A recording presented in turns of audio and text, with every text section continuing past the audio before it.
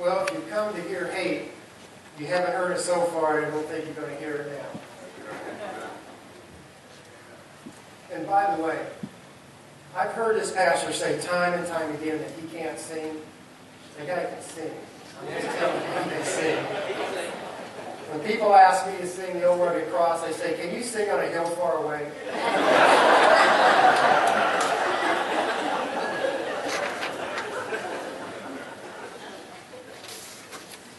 I want to thank, first of all, the pastor for engaging this issue. This is an issue that every time it's discussed or engaged, people get upset. They just get upset about it. And, you know, one thing about our nation is it is impossible to take out the Bible and the Word of God out of the founding of America. It's been tried and tried, and it's being tried every day. But you know what? It can't be done. I want to just recognize a few people. I put out an email asking for literally help tonight because there's a lot of people that are pretty upset about what I have to say. And I asked for help, and there is a lot of people, a lot of friends that have shown up from literally across the state of Florida. And you have no idea how grateful I am for that. There are people from South Florida. There are people from all the way to Tallahassee. There are people from Tampa. There are people from Volusia County. Is that part of Florida?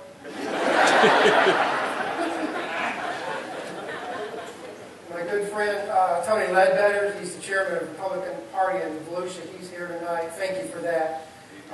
Pastor Rick Stevens. I just have to recognize a few of these people, and I apologize for that, but I'm going to. Pastor Rick Stevens. He's with an organization. You're out of Southwest Florida. And he's with an organization called Southwest Florida Alliance.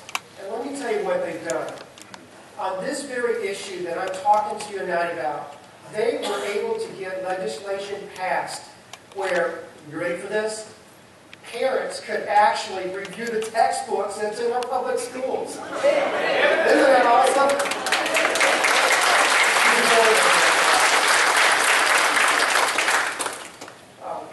There's a lot of other things that he's been engaged in, and I am honored to call him my friend for a lot of things that he's done. Awesome person. I found a new friend yesterday, Taylor Folan. Taylor Folan, you raise your hand back there. Taylor Folan he's a journalist.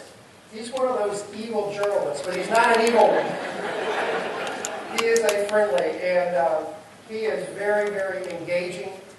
He's already put together a rally, and I thank you, Taylor, for what you're doing. I also want to recognize Mayor Kent Gwynn. Mayor Gwynn, right there he is. A little bit about Mayor Gwynn that a lot of people don't know, especially if you're not from Ocala, you don't know. Even if you are from Ocala, you may not know. Mayor Gwynn is under a federal lawsuit. He is right in the middle of the federal lawsuit. You ready for what it's about? You ready? Because he had the courage, because there was some crime, excessive crime, some increasing crime happening in Ocala, he asked for people to come to the square, and guess what? Pray!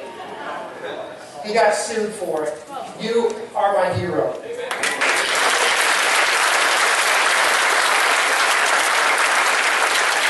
I'll tell you why he's my hero.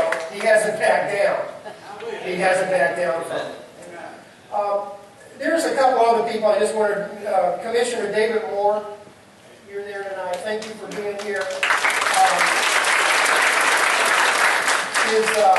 Is City Council member Jim Hilty here? I thought he was here or not. Looks like he wasn't able to make it. I just want to thank y'all for coming tonight. You're not going to get hate, but you're going to get the truth. Amen. I want you to take, if you have a Bible, I want you to turn to it. If not, I will read it. There are some Bibles in the pew in front of you. But this is what I want you to turn to, is John 8:32. John 8:32. If you look on the back here, it says, speaking truth in love. And I'm going to be really honest with you. When I came up with this message, it didn't even hit me until about 15, 20 minutes ago that was back there. And it's there every Sunday. Nobody moved it. It's always been there. But that's exactly what I want to talk to you tonight about. In verse John 8:32, I want you to actually go to 8:32. It says, and ye shall know the truth, and the truth shall make you free. Ye shall know the truth, and the truth shall make you free. John 14:6. You can turn there real quickly. John 14:6. And Jesus said unto him, I am the way, the truth, and the life. No man cometh unto the Father but through me. Let's go ahead and have a word of prayer.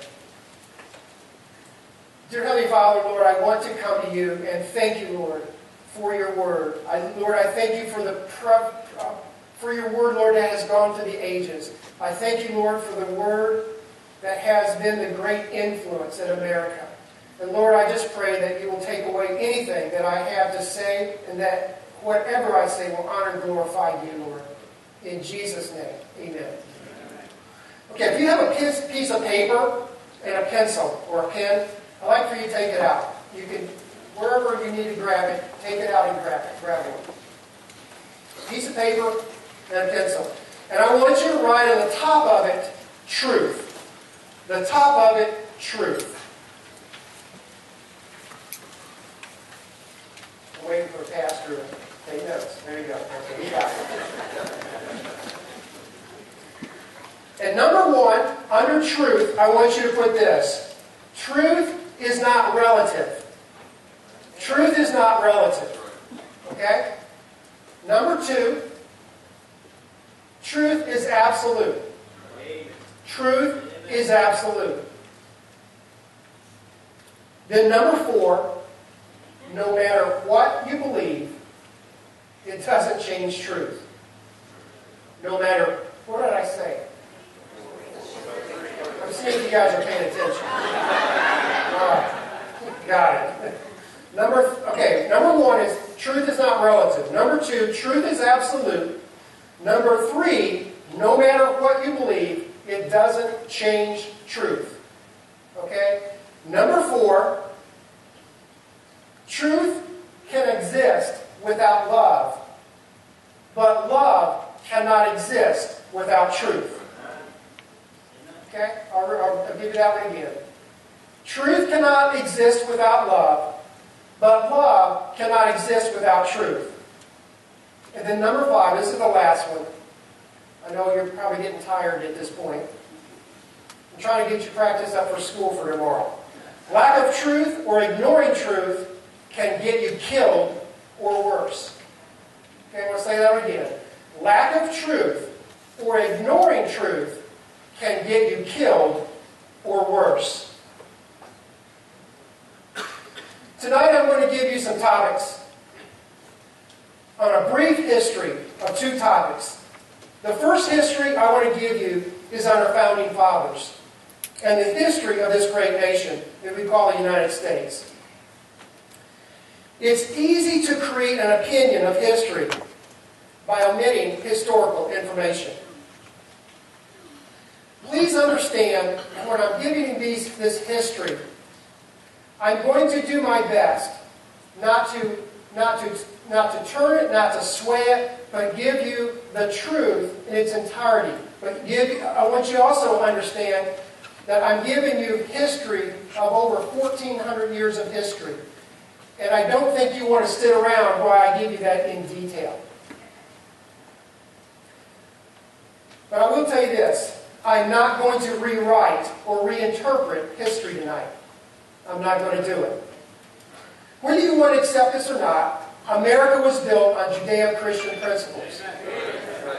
Contrary to what most secular universities teach today, the Founding Fathers used direct biblical principles to create this new nation and the Constitution which it was guiding. Now I want to go back to you very, very quickly. I want to go back to what you just wrote about truth. And this is what I'm going to talk about tonight. And I want you to read those things real briefly, and I want to give you an example of what I'm trying to explain to you on those 5 points. I am a pilot. I fly airplanes. I like to fly airplanes. I haven't done that lately. But I used to own in a partnership in an airplane. And this plane was meticulous. We had gone through this plane. In fact, 2 A&P mechanics, those are mechanics that are certified in aircraft mechanics, went through this airplane in great, great detail. And this plane was meticulous. We flew this plane all over the southeastern part of the United States. We flew it to D.C. twice. I believe that plane could get me anywhere I wanted to go. It was a plane that I had total faith in and total belief in. Well, guess what? One day, I'll back up for a minute. There was a little leak. Every time you flew it and parked it, the following day you'd find a little drop of oil, 1 drop of oil on the ground. And we actually talked to mechanics about it, and they said, no, this is natural, this is normal. That what happens in an aircraft type of plane, this happens. It's not a big deal. Well, one day, one of the guys was washing the plane. He took the cowling off of the plane, and he found a hairline crack in the block of the plane, in the block of the engine. A hairline crack.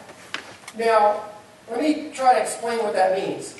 If you're driving down the road and your car locks up, it's not that big of a deal. But if you're, let's say, it is a big deal, which costs you about $6 grand, but instead of that, what happens is, on an airplane, it's a bigger deal. It's a really big deal. In fact, a crack in a block of an airplane is more of a deal than that, because what can happen is that block can disintegrate the front of the airplane. And it can literally make it unflyable.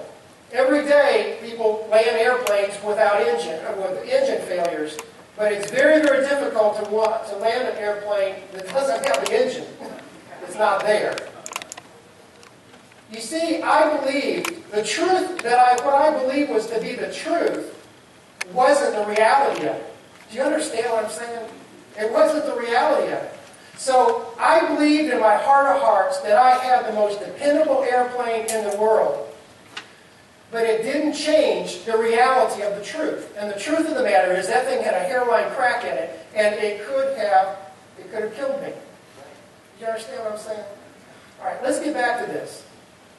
Prior to the U.S. declaring their independence in 1776, it was illegal to print Bibles in the United States. And I have mentioned this before to a lot of people, and they've heard this before. But I think it's extremely important because I want you to know where this nation came from.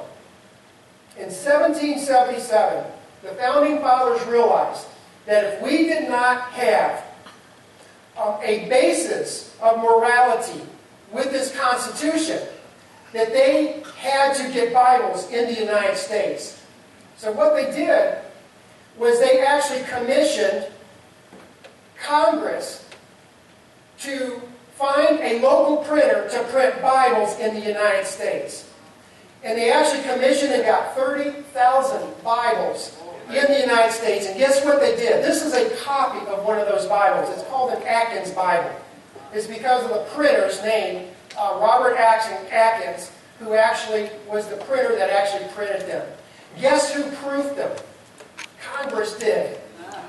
Now, can you imagine Congress proofing a Bible today? That scares me to death. More than the crack in the airplane, I think. You see what I'm saying? Here, I'll take it further. You know where the Bibles went? They went to the public schools. They went to the public schools. Here's what George Washington said. I apologize. I was at an event yesterday. I lost my voice. This is water. It is impossible. George Washington said this. It is impossible to rightly govern the world without God and the Bible. Some of our other founding fathers would go on and talk about the founding of this nation and the importance of God's Word. But I'm going to read to you something that's a little different. These are the state constitutions. And I'm going to go through them very, very quickly. Maryland State Constitution, 1776. Quote, that it is the duty of every man to worship God in such manner that he thinks most acceptable to him. All persons professing Christian religion are equally entitled to protection of the religious liberty. Delaware State Constitution. This is before you could actually become or be in the office anywhere in the state of Delaware. 1776, this is what he said. I, and he gives a person's name, do profess faith in God the Father, in Jesus Christ, His only Son, and the Holy Ghost, one God, blessed forevermore. And I do acknowledge the Holy Scriptures of the Old Testament and New Testament to be given by divine inspiration, end of quote. North Carolina Constitution, 1776, that no person shall deny the being of God or the truth of the Protestant religion or divine authority of the Old and New Testaments. Pennsylvania Constitution, 1776. Required an oath of elected representatives, and this is what it said. I believe in one God, the Creator and the Governor of the universe. And I do acknowledge the Scriptures of Old and New Testament to be given by divine inspiration. New Jersey, or shall I say New Jersey, Constitution, 1776. That there shall be no establishment of any one religious sect in its province, in preference to another, in that no Protestant inhabitant of this colony shall be denied the enjoyment of civil rights, merely on account of his religious principles. Georgia Constitution, 1777. It allowed citizens to have free exercise of their religion, but required representatives to be, quote, of the Christian faith. South Carolina Constitution, 1778.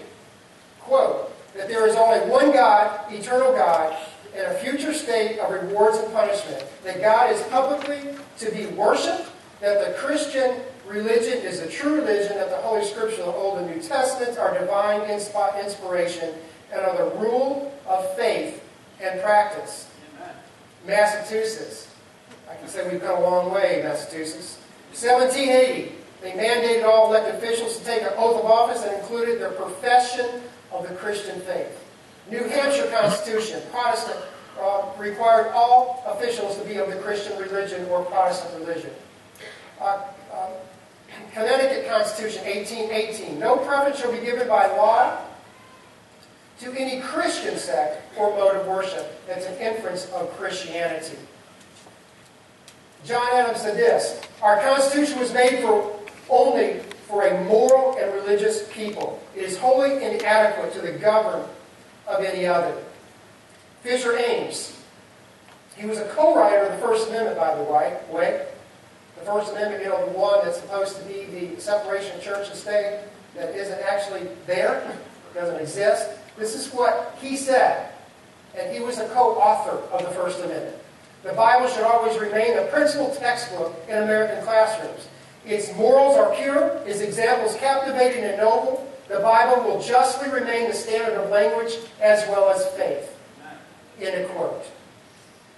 And then he goes on. Benjamin Rush, one of the signers, Declaration of Independence, and he was a founder of 5 universities.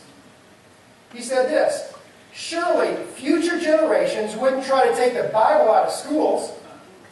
In contemplating the political institutions of the United States, if we were to remove the Bible from schools, I lament that we could be wasting so much time and money in punishing crime and would be taking so little pains to prevent them. Welcome to the new America. Amen. The last one I'm going to give you is Noah Webster. Noah Webster, you're probably familiar with Webster Dictionary, etc. Noah Webster, He served terms in office in Massachusetts legislature and also the Connecticut legislature. And this is what he said. The Christian religion is most important and one of the first things in which all children under a free government ought to be instructed. Noah Webster. And by the way, he developed, or he wrote, what's called the Webster Blueback Speller. Is anybody familiar with, heard of that before? A few people? Anybody have it in their classrooms? It actually left the classroom in 1930. In every one of those readers, he used Bible verses in the readers. And guess what? They were all in public schools. All of them. See, as much as you want to change the truth, you can't. It's unrefuted. Amen. God, Christianity, and the Bible were a major part of education in American public schools.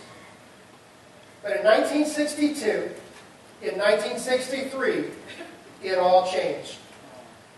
And that's when the Supreme Court decided that prayer and Bible reading had to be removed from our children's education. And they cited the First Amendment, known as the, quote, Establishment Clause, as many seculars know as separation of church and state. And no, the separation of church and state ain't in the Constitution. And I just got a bunch of teachers kind of upset at me. I looked it up, and Wikipedia says it's a word. And you know if it's on the internet, it has to be true. And I do know who invented it. And no separation of church is what the new Supreme Court decided. As a result of this new enlightenment, all religion was to be removed from schools. The government should have no part of religion in our school systems. Now, schools were left to teach morality without a basis for it. Now, do you understand what's wrong there? You have to have a basis of morality to teach morality. When you lose the basis of morality, you have no morality. If you are a public school teacher, my heart is out to you tonight. Because I cannot even imagine and comprehend what you deal with. Because you have to teach morality without having a basis for it. And that has got to be the most difficult thing anybody could ever do. I'm going to take the position tonight that religion, since the Supreme Court has made that decision, I'm taking the position that there should not be religion in public schools. Okay?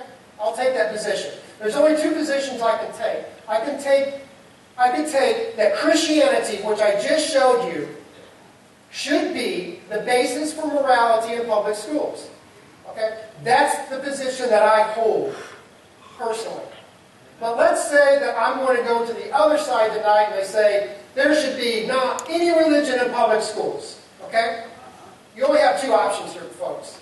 Two options. Pick one. It doesn't matter. Both of them say Christianity or religion shouldn't be in public schools. Okay? Or Christianity should be, or religion altogether should not be in public schools. Does that make sense? Okay.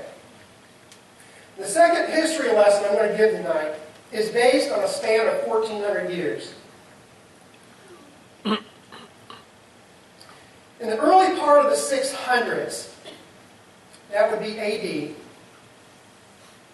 somebody came to the scene by the name of Muhammad.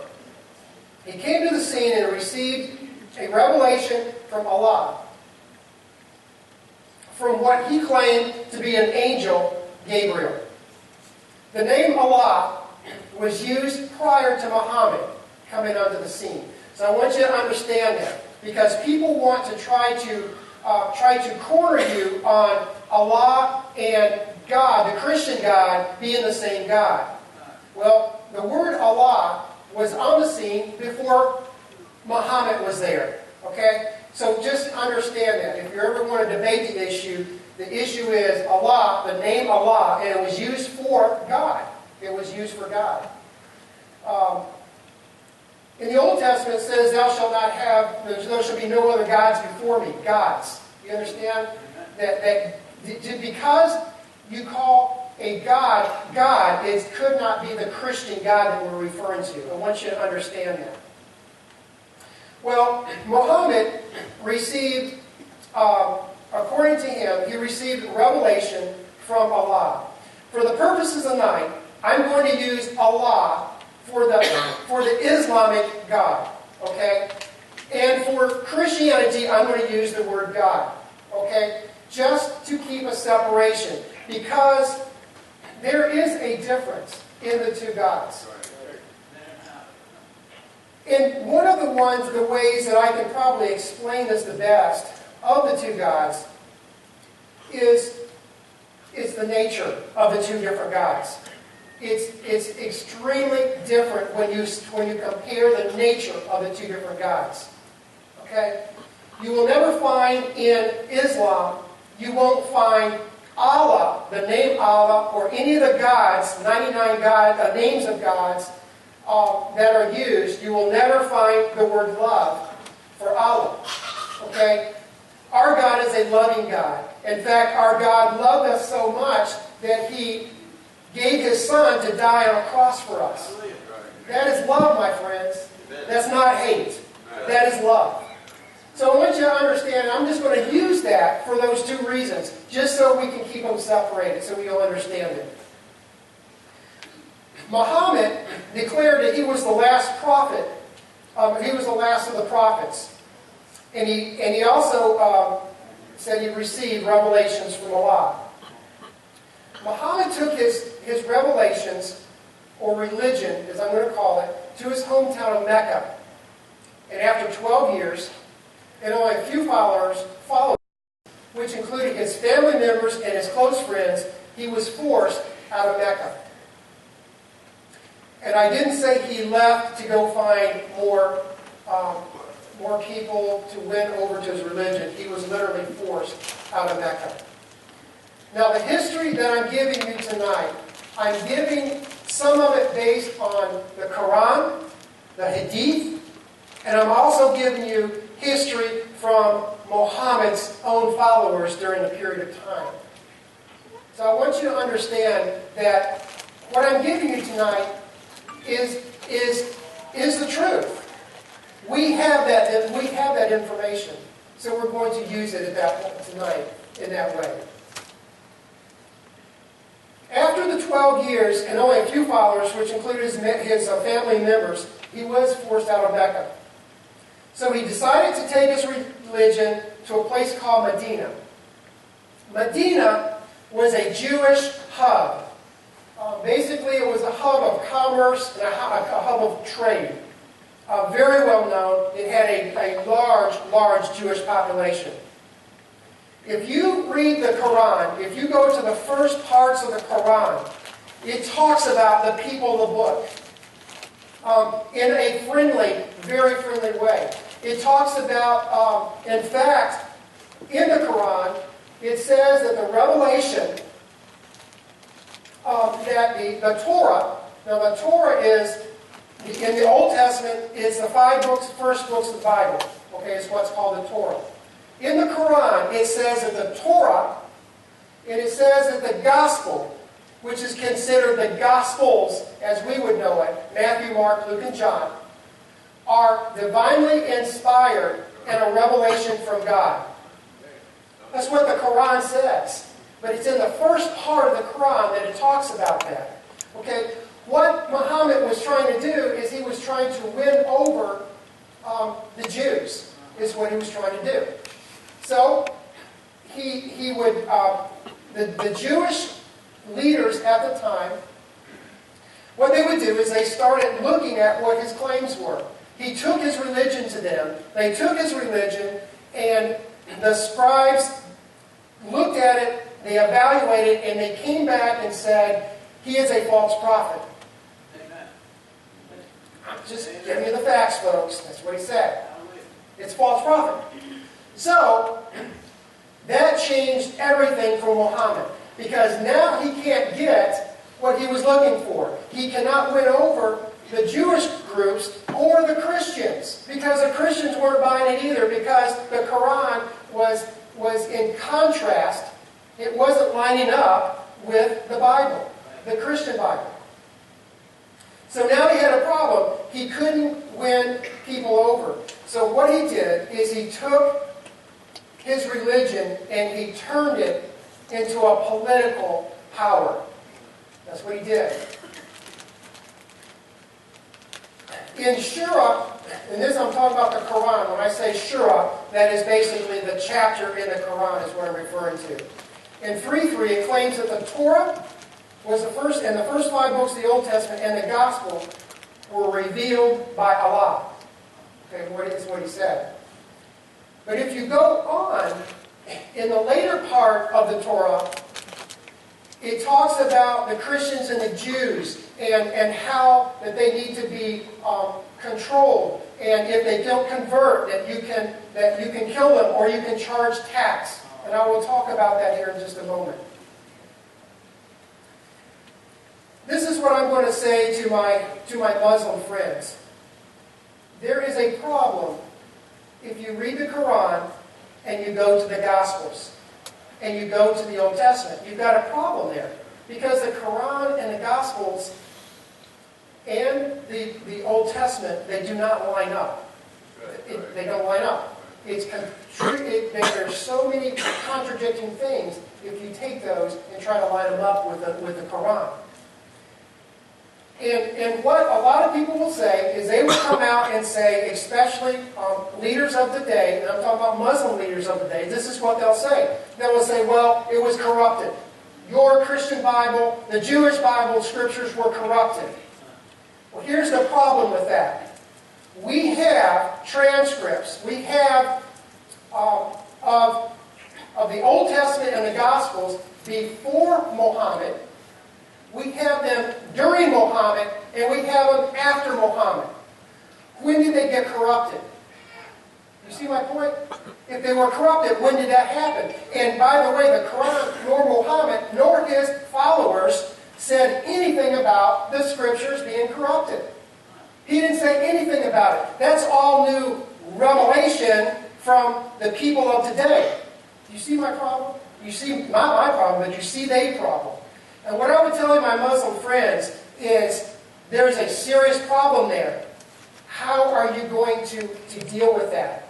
Either the Quran is the revelation from Allah, or it's not. The problem is the Quran is contradicting its own self. And that is a problem.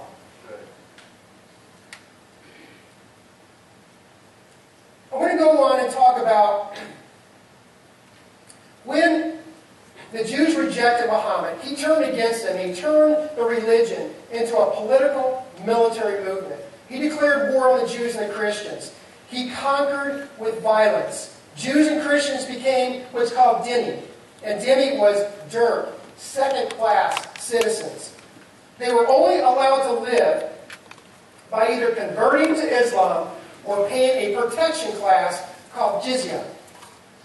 And it was done on a monthly ceremony by bowing the knee to the mullah and giving that tax.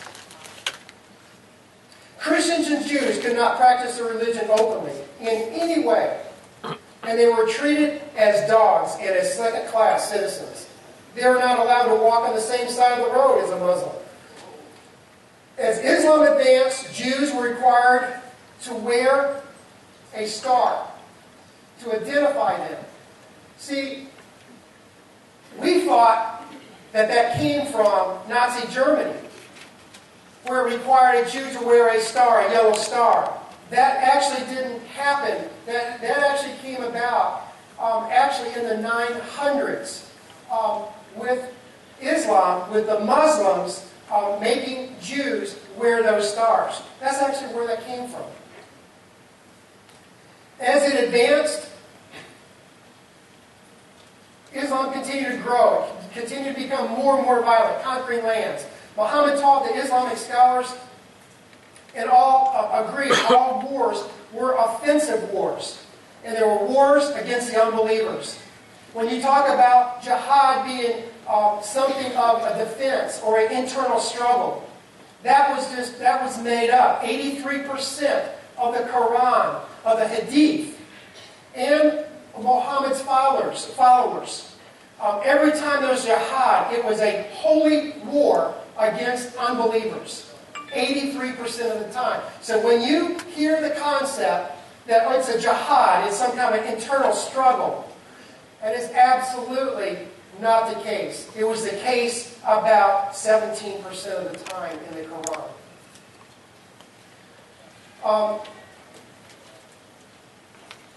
I'm going to go on.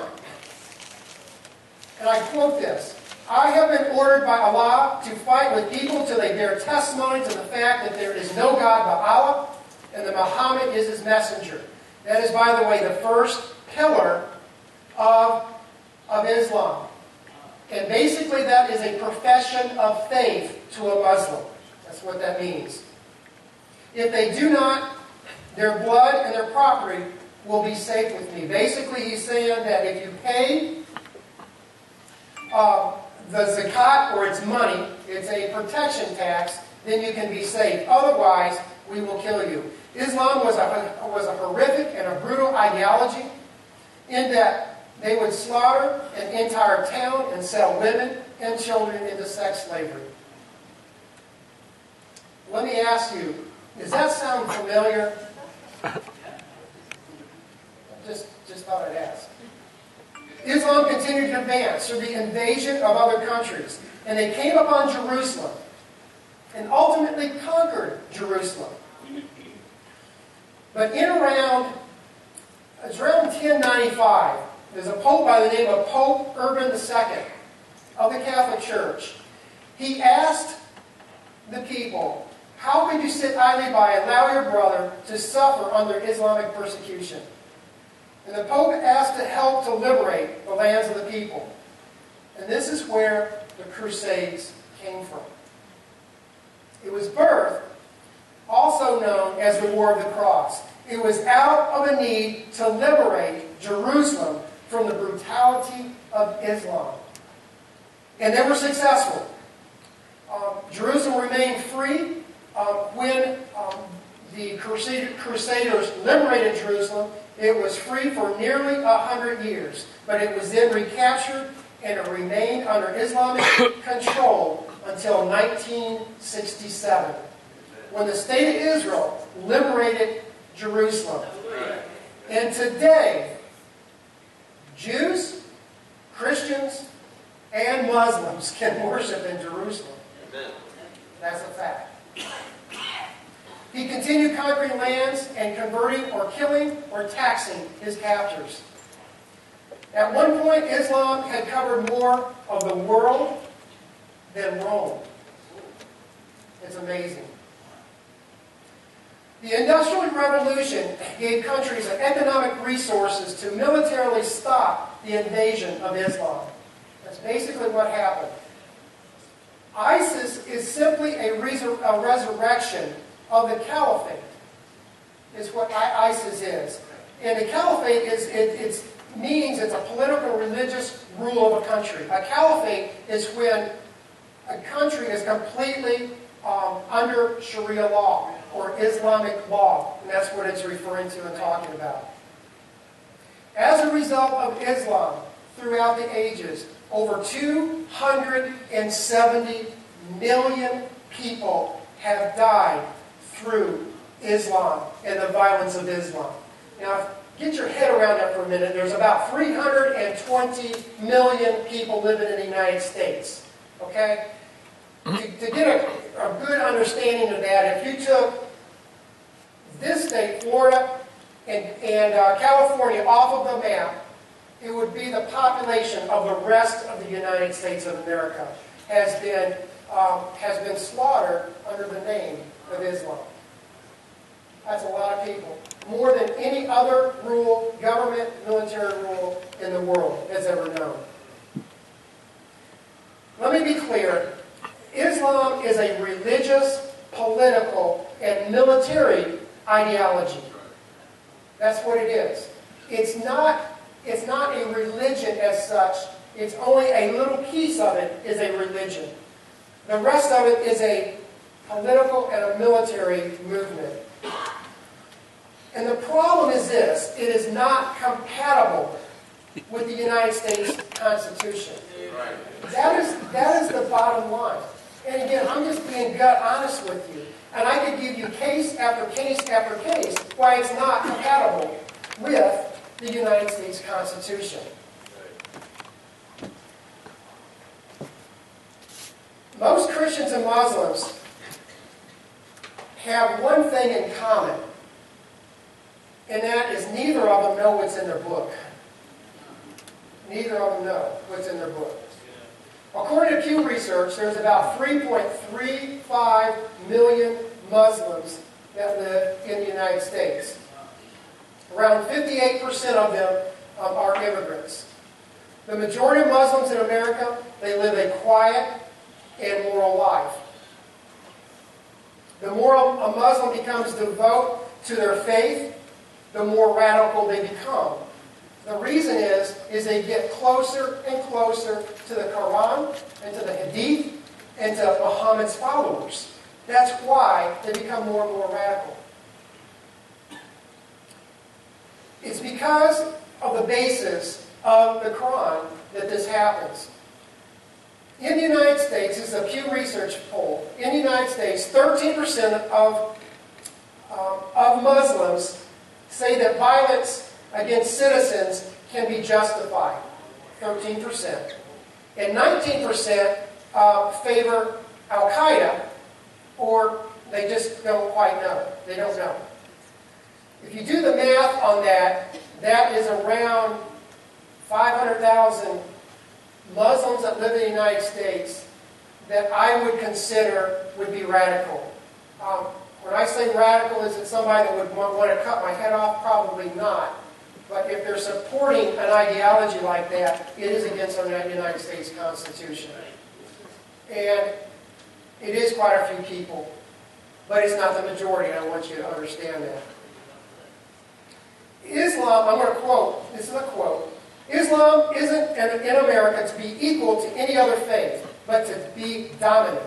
The Quran, the Muslim book of Scripture, should be the highest authority in America. Okay, that's Sharia law, just to help you with that.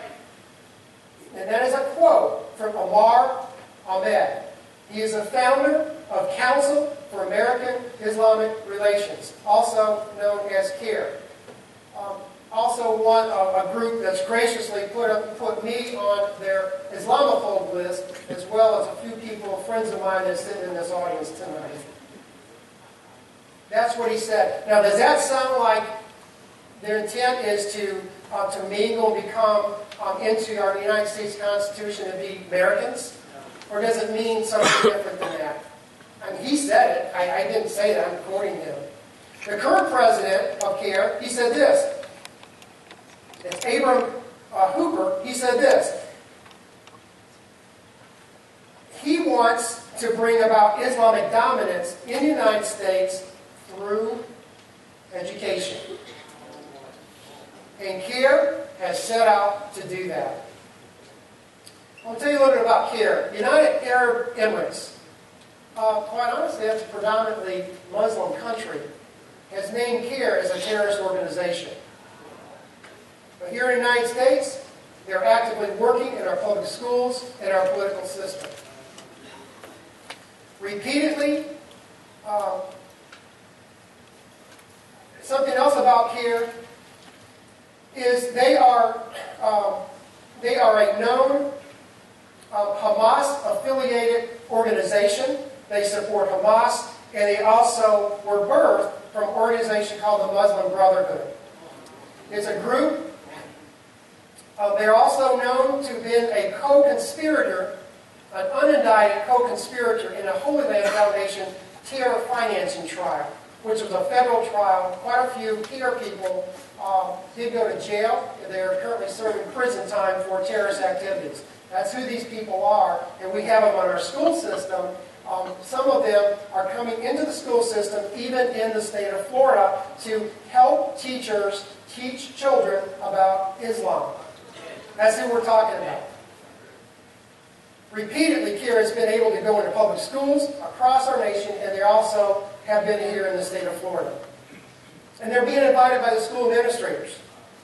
Folks, this organization, is a terrorist organization. It has ties to Hamas.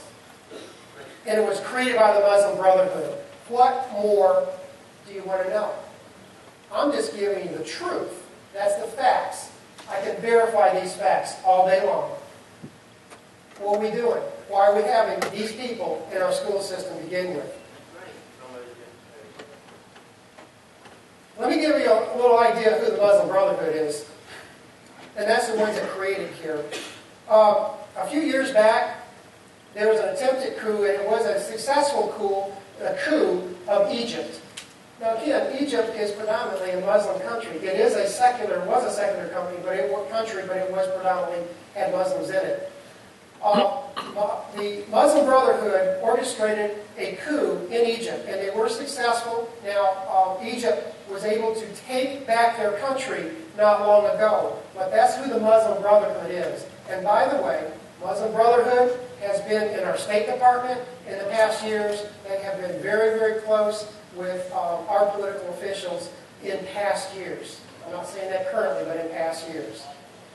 Now, they call me an Islamophobe, okay? So if Kira would call me an Islamophobe, I guess I would call them an American phobe or a constitutional phobe. That's right. Because they don't believe in either. I'm a big proponent in school choice. I am a huge proponent. My children were homeschooled. I think parents should have the right to educate their child as they see fit. I believe the school here is a great option for that pastor. Charter schools have been another option for education in Florida for a number of years across the United States and here in Florida. But let me point out a problem here. The largest charter schools in the United States of America are owned by a gentleman by the name of Fethullah Gulen. He's an Islamic imam that is a citizen of Turkey. He lives in Pennsylvania. So let me give you an idea of who this guy is. He is right now wanted by the Turkish government for attempting to overthrow the country of Turkey, the government of Turkey, about a year ago. Okay? He is wanted because he's the one that orchestrated the coup to overthrow that government and turn it into not a secular Muslim country, but a Sharia law Islamic country. That was an attempt that he made last year, and he lives in Pennsylvania. The Turkish government is trying to extradite him back to Turkey to stand trial for that. He is controlling and running the largest network of charter schools in the United States of America. It takes in excess, well, right now it's nearly $1 billion of taxpayer money is going to this gentleman, and we believe, I cannot verify this, but we believe that he's using it to attempt to overthrow governments with. 13 of those schools are in the state of Florida. 13 of them. They're charter schools. They're in this state. Now, folks, that seems to be a conflict of America, to say it mildly.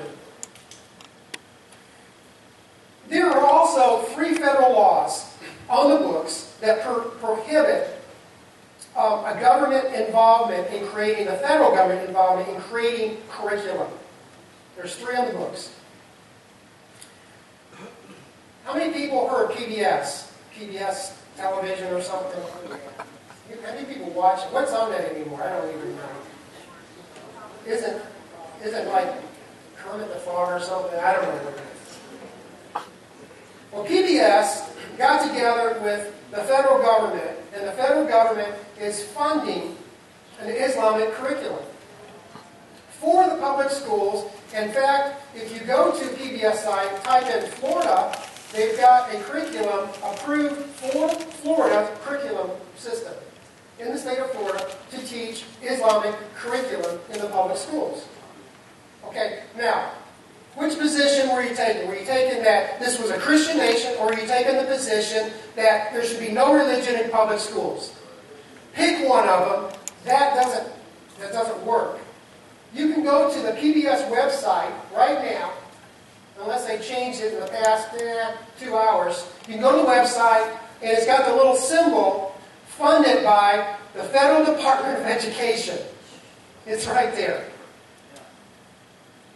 There's a problem there, folks. There's a serious problem there. And I'm going to go on. What if the federal government, I'm just thinking for a minute, off the top of my head, what if the federal government said, I went to PBS and it said, Christianity Today, and we were teaching, let's say, the Lord's Prayer and maybe the Ten Commandments. Do you think, first of all, the Federal Department of Education would fund it? And secondly, do you think that somebody would start screaming, separation of church and state, separation of church and state? Of course you would. Of course you would. In Florida standards, and I want to get down to the state of Florida, then I want to get down to Marion County. In Florida standards, for grades 9 through 12, there are 7 benchmarks for Islam. It's in the standards. You can go find them, look them up. They're there. There are 2 benchmarks for Christianity within those standards. And one of those benchmarks is the Crusades. And again, the Crusades are not, they're completely frowned upon because people don't really understand the history of it. Did the Crusades do bad things? Sure they do. War is brutal. It is brutal. An organization called Citizens for National Security. One of the people that put this together, I actually know him. He's a friend of mine. They reviewed in 2012 25 textbooks in the state of Florida. 25 textbooks they reviewed. They read thousands and thousands and thousands of pages in these textbooks. And they came out with a report, and this is the report of those textbooks that they reviewed. And what they did is they identified the textbook, they identified the quotes that were either inaccurate or misleading or whatever the case. They identified what the problems were, and then they gave suggestions on how to fix them. So they weren't going out and saying, hey, you need to get rid of all these textbooks. What they need to say is, you need to put an addendums in these textbooks to correct the inaccuracy in these textbooks. That's what they did. I mean, it was a very fair, simple analysis.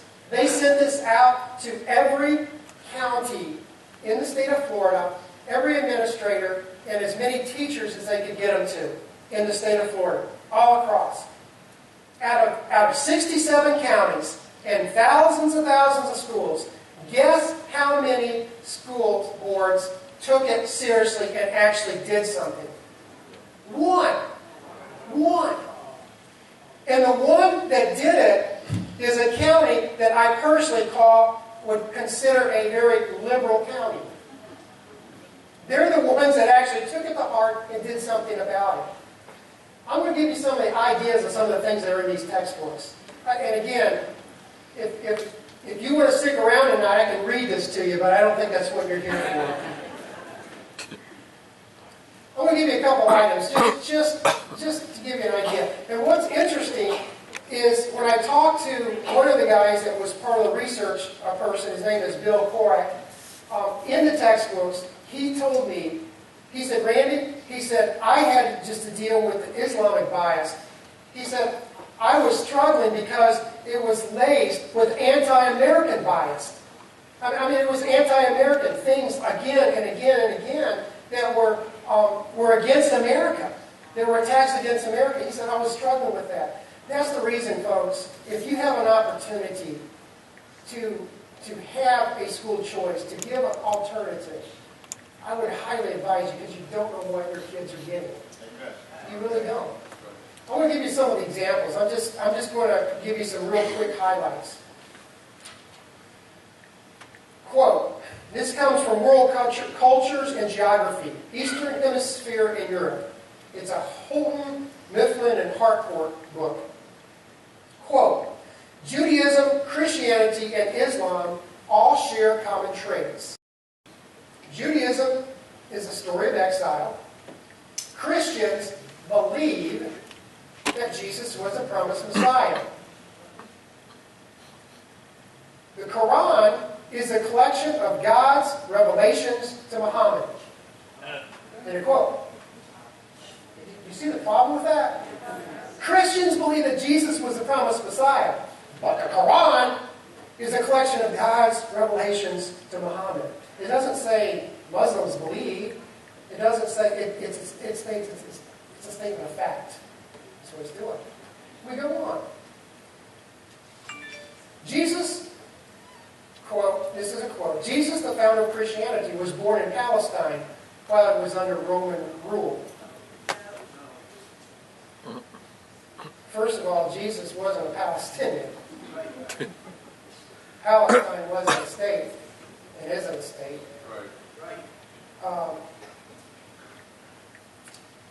And Israel predicates Palestine over 1,200 years.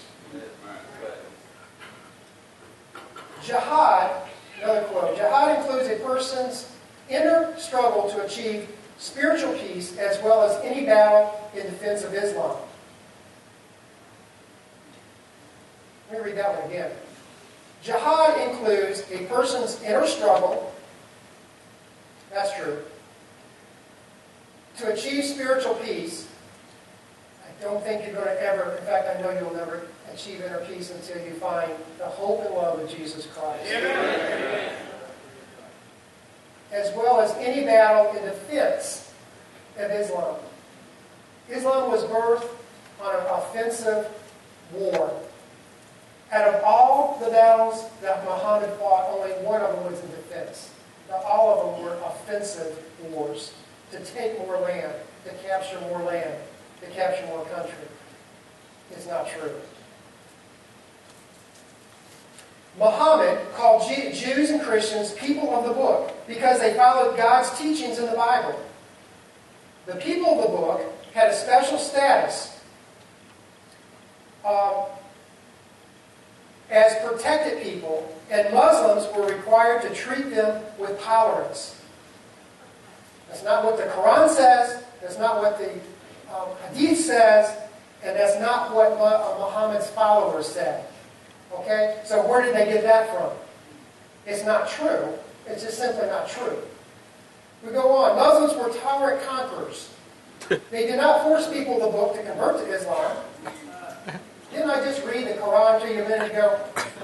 To convert to Islam, Jews and Christians were free to worship as they pleased. They were free to worship as they pleased as long as they gave them protection tax. And we go on. Here's another one. Religion of Islam has close ties to the prophets and teachers of Judaism and Christianity. Islam does not have close ties to the prophets and teachers of Judaism and Christianity. It's simply not true.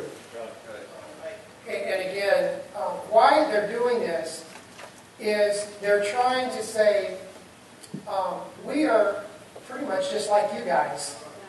You know, so give me a group hug and let's keep going with this. That's what they're trying to do. There's a distinct separation of the two different religions. Oh, by the way, this is all in public school textbooks. Okay? Now, which position did we have? You had two positions. Either this nation was built on Christianity, and that was the basis for morality, or there shouldn't be any religion in public schools, but I'm reading religion in public schools. Another duty of jihad, or struggle in God's service. Jihad is usually a personal duty for Muslims who focus on overcoming immorality within themselves. At other times, jihad may be interpreted as a holy war to defend Islam. Well, it's not. It was never used to defend Islam. Well, I gotta take that back. It was, but it was majority of the time used to wage war against what they would see unbelievers, which are Christians and Jews and people of other faiths.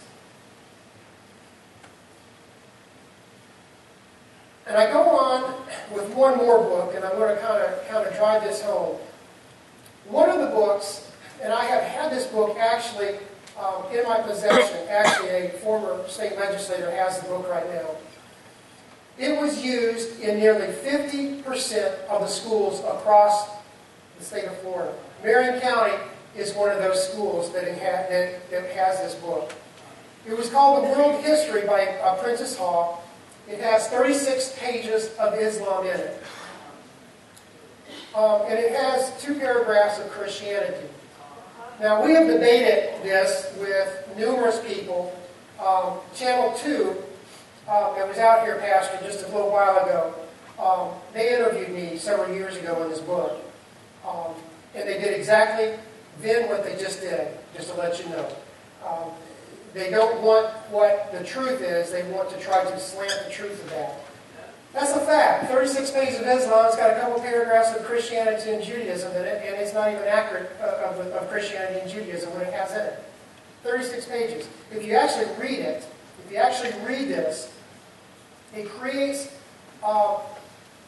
language of Islam based on a basis of fact. Again, as I gave you an example of this book, it would say, Christians believe this, but Muhammad did this, this, and this, and this, and got a revelation from God. It doesn't say, this is what Muslims believe. It goes in as a basis of fact. And then it goes into great detail, as PBS, by the way, on their education, on the PBS website, every lesson is basically gives a pillar of Islam. So you got 5 pillars of Islam. 5 of the lessons are each pillar of Islam. Okay, wait a second. How about reading the significance and having a lesson on every 10 commandments? How about that? Would that work? Or I'm sorry, that's against church and state because you're not supposed to have religion, of course, in the public school system, right? Do you understand the problem? No matter where you go with this, no matter what position you take, and my friends across the street, if I was out there preaching Christianity in a public school, they'd be the first ones to have a problem with it. Okay?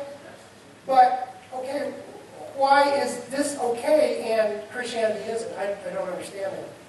Here's some of the questions. And I've debated this. I have been in school boards all over the state testifying on these problems in these books. Women under Sharia law have more freedoms than women in America or under the U.S. Constitution. Now, I debated that one. In Sarah's school system, and I had religious people, pastors, I apologize for this. I had pastors, and I use it very loosely, arguing that issue right there before a school board. Most Muslims of faith are stronger. Most Muslims' faith are stronger than Christians.